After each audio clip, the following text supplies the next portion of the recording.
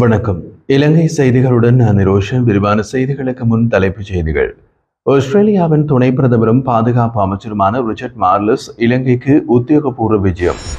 அமைச்சரவை மாற்றம் குறித்து ஜனாதிபதி தெளிவுபடுத்த வேண்டும். ஸ்ரீலங்கா பொதுஜன பெரமுன வலியுறுத்தல். இலங்கையிலிருந்து தப்பி சென்று இந்தியாவில் அகதிகளாக தங்கியிருக்கும் நபர்கள் மீண்டும் நாட்டிற்கு திரும்புவதற்கான தடைகளை நீக்க அரசாங்கம் தீர்மானம். இன்று எரிபொருளில் கிடைக்கும் லாபம் இன்று யாருடைய சட்டை பாக்கெட்கள் செல்கின்றது என்று முன்னாள் நாடாளுமன்ற உறுப்பினர் பிரேம்நாத் சி தொலைவத்த கேள்வி. தொடர்வது விரிவான செய்திகள். ஆஸ்திரேலியாவின் துணை பிரதமரும் பாதுகாப்பு அமைச்சருமான ரிச்சர்ட் மார்லஸ் உத்தியோகபூர்வ விஜயத்தின் ஒரு பகுதியாக இலங்கைக்கு வருகை தந்துள்ளார். அவருடன் 15 பேர் கொண்ட உயர்மட்ட பிரதிநிதிகள் குழுவும் கடந்த 2ஆம் தேதி இரவு ஆஸ்திரேலிய பாதுகாப்பு அமைச்சின் சிறப்பு விமானத்தில் கட்டுநாயக்கா சர்வதேச விமான நிலையத்தை வந்தடைந்தது. இலங்கையின் பொது பாதுகாப்பு துணை அமைச்சர் சுனில் வட்டகல உள்ளிட்ட அரசாங்க அதிகாரிகள் அவர்களை விமான நிலையத்தில் வரவேற்றுள்ளார்கள் என்றும் வெளிவிவகார அமைச்சர் தெரிவித்துள்ளது. இந்த விஜயத்தின் போது ரிச்சர்ட் மார்லஸ், ஜனாதிபதி அனுர்குமார திசாநாயக்க, வெளிநாட்டு அலுவலர்கள், வெளிநாட்டு வேலைவாய்ப்பு மற்றும் சுற்றுலா அமைச்சர் விஜித ஹேரத் மற்றும் பிரதமர் ஹரணி அமரசூரி ஆகியோரை மரியாதை நிமித்தமாக சந்திக்க உள்ளதாகவும் எதிர்பார்க்கப்படுகின்றது. அத்துடன் ஆஸ்திரேலிய துணை பிரதமரும் பாதுகாப்பு அமைச்சருமான அவர் இலங்கையின் பாதுகாப்பு பிரதி அமைச்சர் ஓய்வு பெற்ற மேஜர் ஜெனரல் அருண் ஜெயசேகரவுடன் இருதரப்பு கலந்துரையாடல்களிலும் கலந்து கொள்ள உள்ளார். இந்த விஜயத்தின் முக்கிய நோக்கம் இரு நாடுகளுக்கும் இடையிலான பாதுகாப்பு தொடர்பான ஒத்துழைப்பை மேலும் பலப்படுத்தி பரஸ்பர உறவுகளை விரிவாக்குவதாகும். தேசிய நீர்வளங்கள் மற்றும் வடிகால் அமைப்பு சபையின் குறுஞ்செய்தி சேவையினை நோக்கி சைபர் தாக்குதல் மேற்கொள்ளப்பட்டிருந்த போதிலும் எந்த ஒரு தரவும் சேதமடையவில்லை என்று அந்த சபை தெரிவிக்கின்றது. தரவுகள் பாதுகாப்பிற்காக சிறப்பு பாதுகாப்பு திட்டம் ஒன்று செயல்படுத்தப்பட்டுள்ளதாக சபையின் மேலதிக பொது மேலாளர் பிரதீப் ஹேரத் தெரிவித்துள்ளார். கடந்த ஞாயிற்றுக்கிழமை பிற்பகல் சபையின் இணையதளத்தில் ஒருவரால் சட்டவிரோதமான முறையில் ஊடுருவு முயற்சி மேற்கொள்ளப்பட்டது. அந்த நபர் குறுஞ்செய்தி சேவையினை பயன்படுத்தி சுமார் 10,000 SMS-களை வாடிக்கையாளர்களின் கைபேசிகளுக்கு அனுப்பியுள்ளார் என்றும் தெரிவிக்கப்படுகின்றது. இந்த குறுஞ்செய்திகளில் வாடிக்கையாளர்களை தடுமாற செய்யும் வகையில் தரவை மீட்டெடுக்க ஒரு தொகை பணம் செலுத்துமாறும் கேட்கப்பட்டுள்ளது. இவ்வாறு சட்டவிரோதமாக அனுப்பப்பட்ட குறுஞ்செய்திகளை சோதித்து உடனடியாக நடவடிக்கை எடுக்க தேசிய நீர்வளங்கள் வடிகால் அமைப்பு சபை குறுஞ்செய்தி சேவையை மீட்டெடுத்து சம்பந்தப்பட்ட வாடிக்கையாளர்களுக்கு இது போலி செய்தி என்று தெரிவித்து அறிவித்ததாகவும் கூறப்பட்டது. இதற்கிடையில் அரசு நிறுவனங்களின் இணைய பாதுகாப்பை பலப்படுத்தும் முயற்சியாக 24 மணி நேர கண்காணிப்பு அமைப்பை செயல்படுத்தும் பணியில் இலங்கை கணினி அவசர பதிலளிப்பு மன்றம் ஈடுபட்டு வருவதாகவும் தெரிவிக்கப்பட்டுள்ளது. சைபர் தாக்குதல்களுக்கு வழிவகுக்கும் முக்கிய காரணமாக அரசு நிறுவனங்களின் இணைய பாதுகாப்பு அமைப்புகளில் காணப்படும் பலவீனங்கள் இருப்பதாக சிரேஷ்ட தகவல் பாதுகாப்பு பொறியியலாளர் சாருக தமனுபுல குறிப்பிட்டுள்ளார். யுத்த காலத்தில் இலங்கையிலிருந்து தப்பி சென்று இந்தியாவில் அகதிகளாக தங்கியிருக்கும் நபர்கள் மீண்டும் நாட்டுக்கு திரும்புவதற்கான தடைகளை நீக்க அரசாங்கம் தீர்மானித்துள்ளது. இது தொடர்பாக பேசிய பொது பாதுகாப்பு அமைச்சர் ஆனந்த விஜயபால, இந்த நோக்கத்திற்காக குடிவரவு மற்றும் குடியரசு சட்டங்களில் திருத்தங்களை மேற்கொள்ளும் பணிகள் தற்போது முன்னெடுக்கப்பட்டுள்ளன என்று தெரிவித்தார். யுத்த காலத்தில் வடக்கு மாவட்டங்களில் இருந்து ஒரு பகுதியினர் பாதுகாப்பு தேடி இந்தியாவின் தமிழ்நாட்டிற்கு தப்பி சென்றார்கள். தற்போது அவர்கள் பலர் இந்தியா முழுவதும் உள்ள அகதிகள் முகாம்களில் வசித்து வருகின்றனர். இவர்கள் மீண்டும் இலங்கைக்கு வர விரும்பினாலும் தற்போதுள்ள குடிவரவு மற்றும் குடியகல்வு சட்டங்கள் ஒரு தடையாக உள்ளதால் அந்த சட்டங்களை சீரமைப்பதற்கு அரசு கவனம் செலுத்தி வருகிறது என்று அமைச்சர் கூறினார்.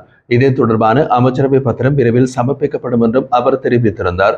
இதனுடன் தொடர்புடைய சம்பவமாக இந்தியாவிலிருந்து கடல் மார்க்கமாக இலங்கைக்கு வந்த 3 தலைமன்னார் பகுதியில் வைத்து கைது செய்யப்பட்டுள்ளனர்.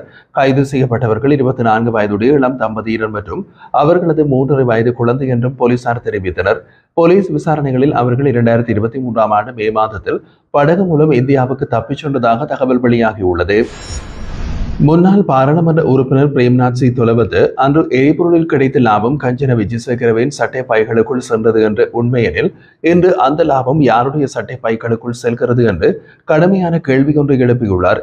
கொழும்பில் நேற்று தினம் நடைபெற்றிருந்த ஊடகவியலாளர் மாநாட்டில் கருத்து தெரிவித்த அவர் தொடர்ந்தும் கூறிய போது, முன்னைய அரசாங்கத்தின் போது எரிபொருள் விற்பனையால் கிடைத்த லாபத்தில் ஒரு பகுதி அமைச்சர் கஞ்சன விஜயசேகரவின் சட்டை பைகளுக்குள் சென்றதாக தேசிய மக்கள் சக்தி குற்றம் சுமத்தியது.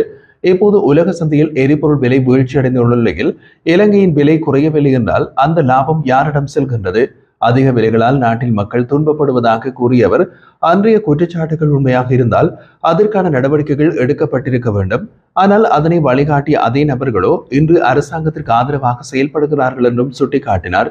இன்றைய அரசாங்கம் நிதியமைச்சின் செயலாளரும் மத்திய வங்கியின் ஆளுநரும் இல்லாமல் எந்த தீர்மானத்தையும் எடுக்க முடியாத நிலையில் இருப்பதாகவும் இதுவே முந்தைய ஆட்சியின் பிழைகளை மீண்டும் துரத்திருக்கும் சான்று என்றும் அவர் விமர்சனம் செய்தார். அமைச்சரவை மறுசீரமைப்புடன் தொடர்புடைய செய்திகள் சமூக வலைதளங்களில் பரவியுள்ள நிலையில் பிரதமர் பதவியிலும் அமைச்சரவையிலும் மாற்றம் ஏற்படுமா இல்லையா என்பதை ஜனாதிபதி நாட்டு மக்களுக்கு உடனடியாக தெளிவுபடுத்த வேண்டும் என்று ஸ்ரீலங்கா பொதுஜன பெரமுன கட்சி வலியுறுத்தியுள்ளது.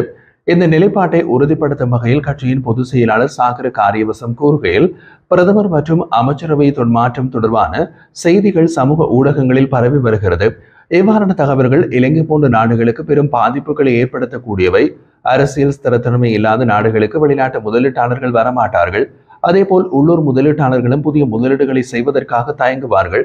எனவே நாட்டில் நிலவும் சந்தேக நிலைமையை முடிவுக்கு கொண்டுவர ஜனாதிபதி பிரதமரின் பதவியில் மாற்றம் வருமா, அமைச்சரவை மறுசீரமைப்பு செய்யப்படுமா என்பதை குறிப்பாகவும் தெளிவாகவும் மக்களுக்கு அறிவிக்க வேண்டும் என்று அவர் வலியுறுத்தியிருந்தார். இந்த விஷயத்தில் மேலும் தாமதம் ஏற்படக்கூடாது. அதிகாரப்பூர்வ அறிவிப்பு வெளியாகும் போது மட்டுமே நாட்டில் அரசியல் ஸ்திரத்தன்மை மீண்டும் நிலைபெறும் என்றும் சாகர காரியவசம் குறிப்பிட்டிருந்தார். தேர்தல் ஆணைக்குழுவின் வர்த்தமானி அறிவித்தல் அரசாங்கத்தின் ஆணவமான நிலைக்கு கடும் பதிலாகும் என்று ஐக்கிய மக்கள் சக்தியின் பாராளுமன்ற உறுப்பினர் எஸ்.எம். மரிக்கார் தெரிவித்தார். கொழும்பில் உள்ள எதிர்க்கட்சித் தலைவர் அலுவலகத்தில் நேற்று நடைபெற்றிருந்த ஊடகவியலாளர் சந்திப்பில் கருத்து தெரிவித்த போது அவர் மேலும் கூறுகையில், தமக்கு பெரும்பான்மை இல்லாத நிலையில் உள்ள அனைத்து உள்ளூராட்சி சபைகளிலும் ஆட்சி அமைப்போம் என்று அரசாங்கம் எளிதில் பேசி வந்தது. ஆனால் தற்போதைய நிலைமையை பொறுத்து தேர்தல்கள் ஆணைக்குழுவின் அறிவித்தலின் அடிப்படையின் பிரகாரம் அரசாங்கம் வரும் 161 சபைகளில் மட்டுமே ஆட்சி அமைக்க முடிந்துள்ளது. மீதமுள்ள 178 சபைகளில் தெரிவு செய்யப்பட்ட உறுப்பினர்களின் வாக்கெடுப்பு மூலம் மட்டுமே ஆட்சி அமைக்க வேண்டிய கட்டாய நிலை ஏற்பட்டுள்ளது என்றார்.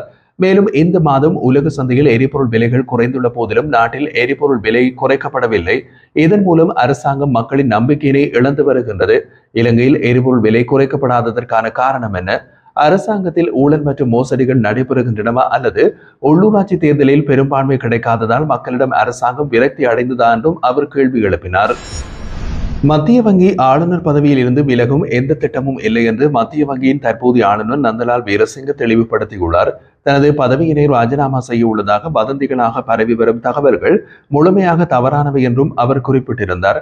நிதியமைச்சின் செயலாளர் மஹிந்த ஸ்ரீவர்தன ஓய்வு பெறுவதை அடுத்து மத்திய வங்கி ஆளுநரும் பதவியை விட்டு விலகப் போவதாக சமூகத்தில் வெளியான செய்திகள் தொடர்பாக அவர் இந்த விளக்கத்தினை வழங்கினார். நிதி மற்றும் திரைசேரி அமைச்சின் செயலாளர் மஹிந்த ஸ்ரீவர்தன இந்த மாத இறுதியில் ஓய்வு பெறவுள்ளார். அதன் பின்னர் அவர் ஆசிய அபிவிருத்தி வங்கியின் மாற்று நிர்வாக இயக்குநர் பதவியை ஏற்க உள்ளார். மஹிந்த ஸ்ரீவர்தன ஆசிய அபிவிருத்தி வங்கியில் இலங்கையுடன் கூடிய பல நாடுகளின் பிரதிநிதியாக பதவியேற்க உள்ளதுடன் அந்த வங்கியின் இயக்குநர் குழுவில் உறுப்பினராகவும் செயல்பட உள்ளார். மன்னார் சதோச மனித புதைகுழியை மூட அரசாங்கம் மேற்கொண்ட முயற்சிக்கு எதிராக வலிந்து காணாமல் ஆக்கப்பட்டோரின் குடும்பங்கள் தாக்கல் செய்த மீளாய்வு மனுவின் அடிப்படையில் வவுனியா மேல் நீதிமன்றம் இடைக்கால தடை உத்தரவை பிறப்பித்துள்ளது. மனித எச்சங்கள் மற்றும் சான்று பொருட்கள் இனமும் முழுமையாக பரிசோதிக்கப்படவில்லை என்ற காரணத்தின் பேரில் இதுபோன்ற புண்படுத்தக்கூடிய விடயத்தில் பாதிக்கப்பட்ட தரப்பினரின் ஒப்புதல் இல்லாமல் நடவடிக்கை எடுக்கக்கூடாது என்றும் கோரப்பட்டிருந்தது. வாதங்களை ஆராய்ந்த நீதிபதி புதைகுழியை தற்காலிகமாக மூட வேண்டாம் என்று உத்தரவிட்டதோடு சம்பந்தப்பட்ட தரப்பினருடன் கலந்தாலோசித்து ஆலோசனை அறிக்கைகளை சமர்ப்பிக்கவும் அறிவுறுத்தியுள்ளார். இதேவேளை யாழ்ப்பாணம் செம்மணி சிந்துபாத்தி இந்து மயான பகுதியில் மனித எச்சங்கள் கண்டுபிடிக்கப்பட்ட நிலையில் தொடங்கப்பட்ட அகழ்வு பணிகளில் இதுவரை 7 மனித எலும்புக்கூடுகள் கண்டறியப்பட்டுள்ளன. இதில் 14 வயது சிறுமியொருவரின் எலும்புக்கூடும் அடையாளம் காணப்பட்டுள்ளதாக தெரிவிக்கப்படுகின்றது. இந்த பகுதியில் சிறுவர்கள் மற்றும் பெண்கள் உட்பட மேலும் பலரின் எலும்புக்கூடுகள் இருப்பதற்கான சாத்தியக்கூறுகள் காணப்படுவதால் மனித புதைகுழியாக இருக்கலாம் என்ற சந்தேகங்கள் உறுதி பெறுகின்றன. சிலரின் சடலங்கள் வேறு இடங்களில் கொலை செய்யப்பட்டு இங்கு கொண்டு வந்து புதைக்கப்பட்டிருக்கலாம் என்ற சந்தேகமும் எழுந்துள்ளது. கண்டெடுக்கப்பட்ட எலும்புக்கூடுகள் ஒழுங்கான முறையில் புதைக்கப்படாமல் சிதைந்த அடிப்படையில் உள்ளன. பலர் அடித்து கொல்லப்பட்டிருக்கலாம் என்றும் விசாரணைகளில் தெரிவிக்கப்பட்டுள்ளது. மேலும் இவை சுமார் 20 வருடங்களுக்கு முன்பு உயிரிழந்தவர்களின் எலும்புக்கூடுகளாக இருக்கலாம் என்றும் மதிப்பீடு செய்யப்பட்டுள்ளது. இந்த நிலையில் ஒரு பகுதியில் 3க்கும் மேற்பட்ட மனித மண்டைக்கூடுகள் கண்டறியப்பட்டால் அதனை மனித புதைகுழியாக பிரகடனப்படுத்தலாம் என்ற சட்டப்பூர்வ நிபந்தனையின் அடிப்படையில் நீதிமன்றத்தில் உரிய பிரகடனத்திற்கான விண்ணப்பத்தை தாக்கல் செய்ய சட்டத்தரணிகள் நடவடிக்கை எடுத்துள்ளனர்.